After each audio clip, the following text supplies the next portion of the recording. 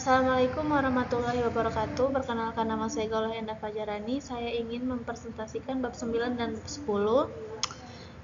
Bab 9, Strategi Digital Marketing. Pengertian marketing. Kotler Kartajaya Setiawan 2017 dan menyatakan bahwa peran terpenting pemasaran digital adalah untuk mendorong tindakan dan advokasi serta hasil. Sedangkan pemasaran tradisional fokusnya adalah memulai interaksi pelanggan. Perkembangan teknologi digital memungkinkan pelaku usaha untuk memasarkan produknya secara online dan juga melakukan transaksi melalui sistem pembayaran online atau payment. Perkembangan teknologi digital telah mengubah pemasaran UMKM yang semula dilakukan secara konvensional menjadi secara digital dengan memanfaatkan pemanfaatan media sosial dan pemanfaatan website dalam memasarkan produknya. Penggunaan media digital menjadi pilihan yang tepat bagi para pengusaha untuk mengembangkan bisnisnya. Pengertian strategi marketing. 1. Memberikan arah masa depan untuk kegiatan pemasaran digital. 2. Melibatkan analisis lingkungan eksternal organisasi, sumber daya internal, dan kemampuan untuk menginformasikan strategi. 3. Menentukan tujuan pemasaran digital yang mendukung tujuan pemasaran. 4. Melibatkan pemilihan alternatif strategis untuk mencapai tujuan pemasaran digital dan menciptakan keunggulan kompetitif diferensial yang berkelanjutan termasuk perumusan strategi untuk mengatasi pilihan strategi pemasaran yang khas seperti pasar sasaran, penentuan posisi dan spesifikasi bauran pemasaran. 5. Membantu mengidentifikasi strategi mana yang bukan untuk dikejar dan taktik pemasaran mana yang tidak cocok untuk diterapkan. 6. Menentukan bagaimana sumber daya akan digunakan dan bagaimana organisasi akan disusun untuk mencapai strategi. Pertumbuhan penggunaan media digital dan teknologi digital akan membuat lebih sulit dalam menciptakan dan mempertahankan keunggulan kompetitif. Porter 2001 menyatakan 6 prinsip yang dapat membantu mempertahankan posisi strategi yang khas, yaitu 1. Mulailah dengan tujuan yang tepat yang didasarkan pada nilai ekonomi real. 2. Tentukan proposisi nilai yang unik namun yang penting adalah dapat disampaikan. 3. Lakukan sesuatu secara berbeda dan membuat rantai nilai yang khas. 4. Bersiaplah untuk membuat pertukaran dan menyesuaikan aktivitas perusahaan untuk menggali pesaing. 5. Membuat terobosan baru yang dilakukan oleh perusahaan dimanapun berada dan memanfaatkan tersedia. 6. Mendirikan kontinuitas. 7. Keputusan perencanaan mengikuti posisi khusus yang ditetapkan oleh tujuan awal.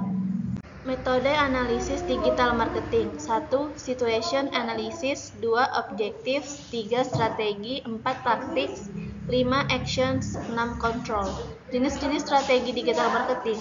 Profesi pelanggan baru atau produk dan harga, akuisisi pelanggan atau pemasaran strategi, konversi pelanggan, dan strategi pengalaman pelanggan.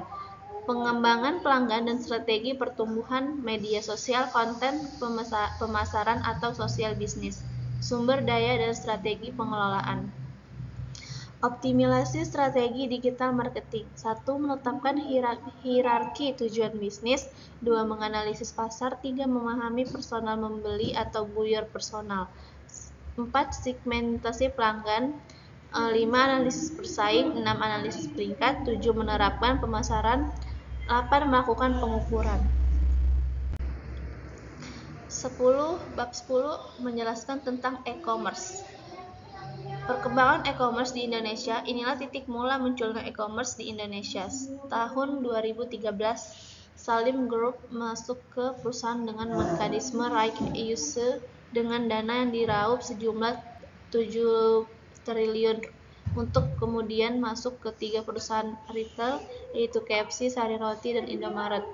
Kemudian nama perusahaan berubah pada saat bersamaan. Pada 2014, perusahaan sempat masuk ke Persada Nusantara melakukan akuisisi terhadap Mega Access Persada atau Fibertar.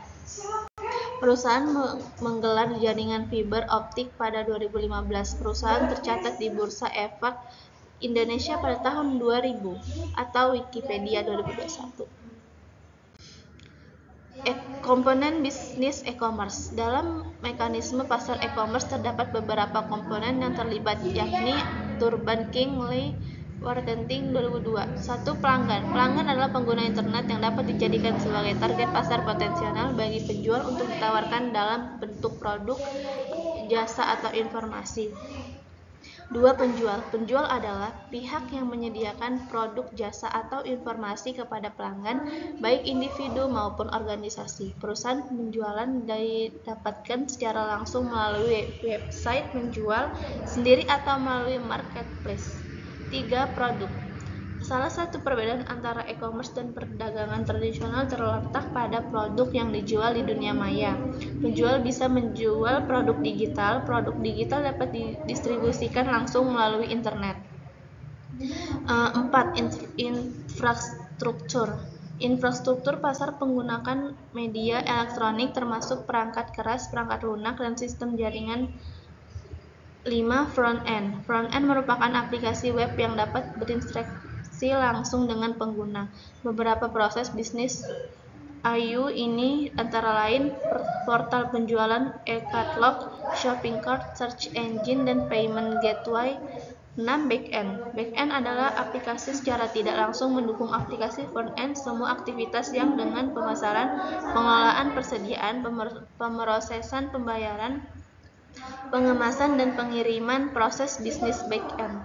7. Intermediary. Intermediary adalah pihak ketiga yang menjembatani kesenjangan antara produsen dan konsumen. Bisnis adalah pihak selain perantara yang bekerja sama dengan produsen.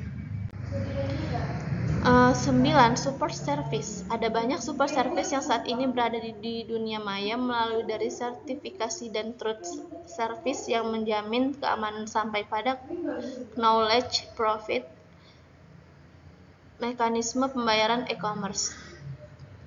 Ada pada bentuk bisnis digital e-commerce yang berupa aplikasi belanja online yang sangat diminati masyarakat remaja hingga dewasa, yang contohnya Shopee, Lazada, Tokopedia, dan lain-lain. Aplikasi tersebut kita dapat mencari dan membeli dibutuhkan dengan cepat dan mudah. Pembayaran dua pihak tanpa perseteruan langsung pada kasir toko online, cash money.